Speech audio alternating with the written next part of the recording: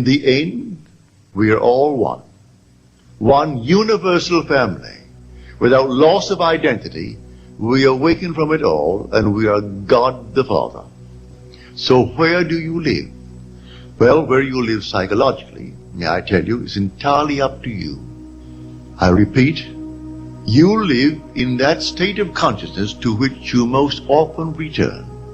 You could tonight determine to be, and you name it, you want to be wealthy, all right, it means nothing. It's a shadow anyway. But if that's what you want to be secure, what would the feeling be like if you were? You assume that you are, and that assumption may be denied at the moment of the assumption, denied by your senses, denied by reason. But if you dare to persist in that assumption, it will harden into fact. And the world will bear witness of that persistent assumption on your part. So that's where you live psychologically. Tonight you go home, and you may go to a place where 12 people live, and no 2 of the 12 live in the same psychological place. They could sleep in the same bed, and physically they're under the same roof, but psychologically they are in different dwelling places. So you can determine where you want to dwell psychologically. You want to be secure? What's wrong with that? Not a thing wrong with it. You want to be known in this world? Nothing wrong with that. I only tell you that it will all vanish and leave not a trace behind it. So you're moving towards the fulfillment of Scripture.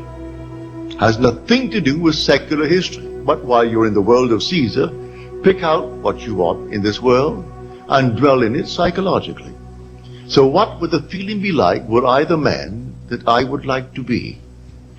Am I that vain that I want to be known? Well, all right, don't ask anyone. Do I really want to be known in this world? Well then, assume that I am. Do I want to be secure, as the world calls security? Well then, assume that I am.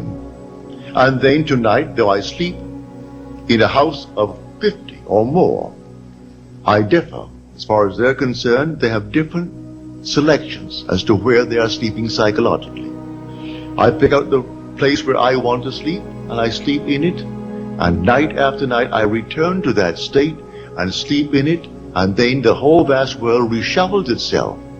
And then that state where I dwell psychologically externalizes itself in my world, and here I'm confronted with the fulfillment of my assumption, though at the moment that I assumed it, it had no foundation in fact. So, where do I live psychologically?